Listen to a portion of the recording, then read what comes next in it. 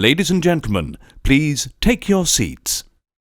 You know, in life, it's hard to feel like you belong when really you're not allowed to be anywhere. And if you're within the sound of my voice, that must mean you are in the seats with once more. As always, my name is Dave Voigt, and I'm the host of this podcast where we sit down with a wide ranging variety of industry professionals and pick their brain about current projects, state of the industry, how they got started, and so very much more in a light and conversational fashion. And if you like how we do things around here, I'm assuming you do because you're listening to us right now, you can go subscribe to the podcast. You can find us over at Apple, Spotify, Amazon, Google, basically wherever you get your podcasts. It's all good. And plus, we archive every single one of our episodes over at our In the Seats YouTube channel, so if you can give us a like and subscribe there as well, we'd really appreciate it. Also, you can find us on the social media, as the kids call it.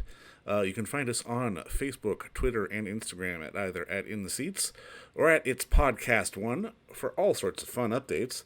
And also, we're on the TikTok, just because we're trying to stay current with the kids and we like having fun too. So please follow us all there. But most importantly, please come pay us a visit over at In the Seats, intheseats.ca, for all the latest and greatest from the world of film, television, film festivals, video on demand, basically anything the moving image has to offer, because that's what we love to write about and talk about it, and we love it when you come read about it. So please come on by. On this episode, we're diving into one of my favorite films of the year so far.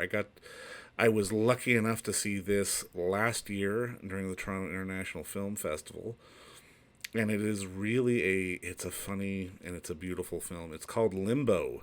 Limbo is basically a wry and poignant observation of the refugee experience, set on a fictional, remote Scottish island where a group of new arrivals wait the results of their asylum claims. It centers on Omar, played by Amir El-Masry, a young Syrian musician who is burdened by his grandfather's ode, and which he has carried all the way from his homeland. And it's, my God, this film is funny, it's heartbreaking, it's honest, and it's real. I mean, it really gives a very sort of palpable sense to the refugee experience, because it's not all heavy, it's not all serious, but it's funny at the same time, and it's really giving us real people and showing us real sort of characters sort of placed in these moments rather than trying to make any kind of political statement about it. And we were lucky enough to talk with not only the writer-director Ben Sharrock, but with a couple of the stars as well. We talked with stars Vikash Bhai and Amir El-Masry about the film. We talked to them all together, and it's a fantastic film, which is available on all VOD platforms now for purchase. Rent, it'll be available for rent on July 13th, as well as for purchase on physical formats like DVD and Blu-ray from your favorite retailer. But I cannot stress that this is one of the best this is one of the best movies of the year. It is such a fantastic piece of cinema that I really hope you check out in whatever way you do watch your cinema. But first, I hope you enjoy our talk with Vikash, Amir, and Ben, because it was a real good one. And Limbo is definitely one of those ones you're going to be hearing about towards the end of the year on year-end lists when it comes to film, because it is a fantastic piece of work. So check out Limbo and check out our conversation with the director and the cast of Limbo. Have fun. Obviously, guys, thank you so much for the time today. I really appreciate it. No, thank you.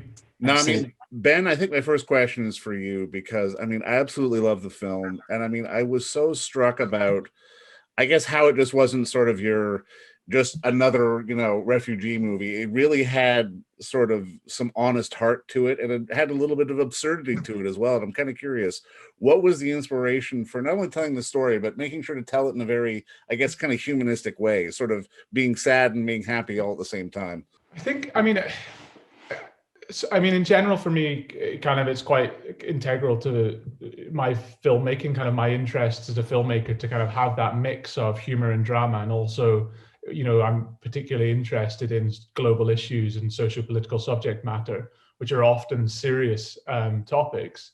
and then finding a way into those topics by distilling them down into the kind of human context, but then also using humor with a very serious subject. So it's something that I knew, when I kind of started to write Limbo, it actually started off with a desire to tell a story, to write a screenplay about this subject matter. So I knew that I wanted to make a film about the kind of broad refugee crisis, and then it was finding a way into that. But I knew that I also wanted to use humor. But I think that it was also the case that I felt like to make a film about this subject, it also had the film had to do something different to what other films were doing, but also different to what was out there in terms of the media response to the refugee crisis, and also what other documentaries could do. So I think kind of using humor and using a sort of absurdist touch with this subject to kind of allow audiences to access the subject matter in a different way was kind of really central to the mission from very early on. Absolutely. Now, I mean, Amir, Vikash, I'm curious about your sort of reactions when you first sort of read the script, and it not being sort of the atypical story that we've seen in films in previous times. Yeah, I was tentative initially because I didn't think that it would be an atypical kind of story, like having normally you see a Western savior character that shows the refugee a better way of living. But with this, Ben puts Omar into the forefront of the narrative, and he gives him agency, and he also reminds everybody that Syria is this beautiful country, and that Omar wouldn't want to be anywhere else but with his family playing music. That's what I love instantly from reading the script, and also how I managed to balance the comedy and the dramatic elements side by side. What better way to send a subtle, important message without kind of hammering it on the head. Yeah, I think just on the back of what Amir's saying, I think he's said everything there with regards to what drew me into the script as well. And that the moment that I put the script down, I really didn't want this thing to end. I thought this is truly something special that's I guess been documented and put together as a screenplay. And it instinctually I really resonated with the character of Farhad, and I felt like there was something in his character and his journey alongside Omar that just had real humanity to it. So that really made me want to be a part of this film. I also love how basically almost the white savior, quote unquote, character of the film is the friend's videotapes in the house. Like, I'm kind of curious how, like, using pop culture as sort of that sort of deft, wink and a nod really felt like a genuine piece of not just commentary on life, but commentary on just how ridiculous sort of the image of the West can be sometimes. Yeah, I mean, I think it's also it's interesting because the pop culture references, they come up quite a lot, and I think it's something that's again.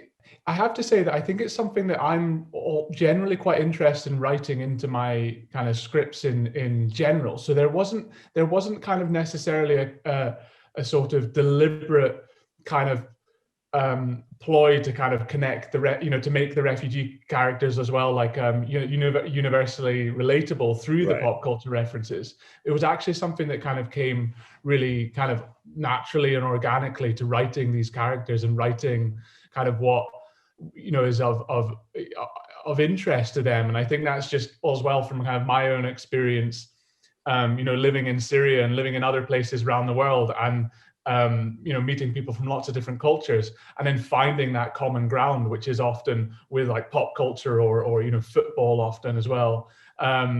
So it kind of really comes from that. But then also, Friends is such a great kind of choice as well, because it's also kind of cross-generational. I mean, I have cousins who are 16 and 18, and they've watched all of Friends. They know like everything, and I was watching Friends when I was 16 or around that age.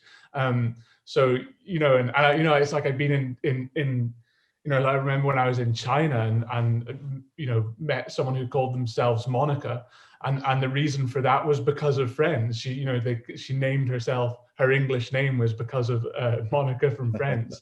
So it's just something that's so global and so kind of cross-generational. Can you guys talk a little bit just in terms of, I guess, the visual aesthetic of the film? Because I mean, I love on one end how the scenes with Amir and Vikash in the house, in the bedroom, it's very tight, it's very small, it's very intimate. But when they're out going for a walk, it's this big, expansive, almost hazy filled world. Like, can you talk a little bit, not just about sort of creating those shots, but sort of acting in them as well? Because it's two very different dynamics. Yeah, definitely. I mean, it's for me as an actor, and you know, it's the first feature that I've ever done, and to do that, it was quite an uncharted territory in the way in which Ben and Nick Cook, our DOP, were shooting this. It was very close, very tight, working within that box, and sometimes the actor that you were playing with, you weren't necessarily making eye contact with them. You were quite close inside the frame, and that's you know, it's scary because at least for me anyway, it was something I'd never done before. But you know, you're really in the hands of your leader and your fellow actors to just kind of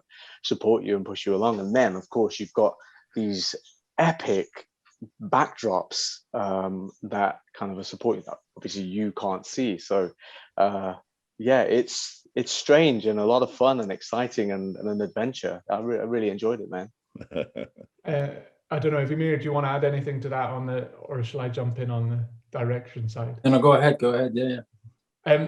Yeah, I mean, just kind of adding to that as well. I think it was sort of, you know, that sort of decision as well to kind of have that. I mean, I suppose like Vikash was saying, that we're very close to the actor, so we have those very intimate scenes, and we are literally centimeters. At some points, the actors' faces were in the matte box of the camera, and the eye line of that as well. You know, looking almost directly at the audience, and that was kind of very deliberate as well, in order to sort of create that relationship between the audience and the characters on screen, because it's almost as if the actors are so close to looking directly at the audience, and then kind of playing with distance as well. So treating that really from a kind of in a really sort of linguistic way, where we're framing the shots with, you know, Omar at a distance to really, you know, create that feeling of alienation and isolation that he's experiencing on the island, or marginalizing him in the frame to show that he's marginalized in society, and you know, in reference to asylum seekers and refugees in general. So kind of really trying to create that relationship between what we're seeing on screen and how we're using the cinematography in terms of how the audience perceive the characters on screen, but also how the cinematography works with Omar and the other characters' kind of emotional journeys through the film. For sure.